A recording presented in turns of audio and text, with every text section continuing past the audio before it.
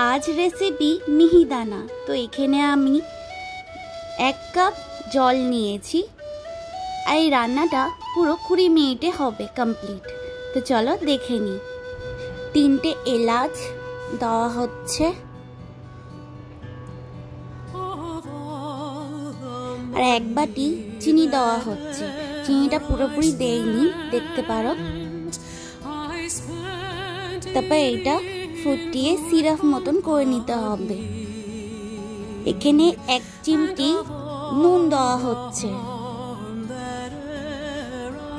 তো এখানে আমরা এই মিহিদানাটা ইউজ করছি।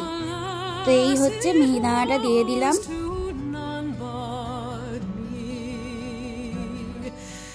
হালকা হাতে এটা নাড়াতে হবে যাতে ফেটে না যায় আর গলে না যায়, দেখে করতে হবে।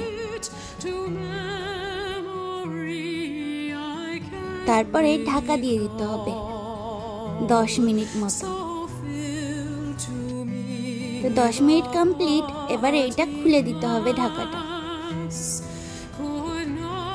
তারপর হালকা হাতে নাড়াতে হবে।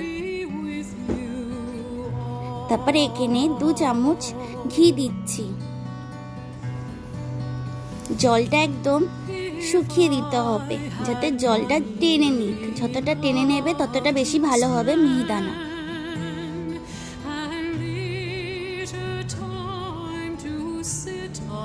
তবে এটা হালকা হাতে নাড়িয়ে নিতে হবে।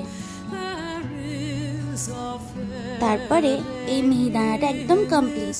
তো একদম ইজি রেসিপি দেখালাম তোমাদের। তো প্লিজ একবার বাড়িতে তৈরি করবেন আর একবার খেয়ে দেখবেন কেমন হয়েছে। আর প্লিজ একবার আমাদের কমেন্ট করে জানাবে যে কেমন হয়েছে রান্নাটা।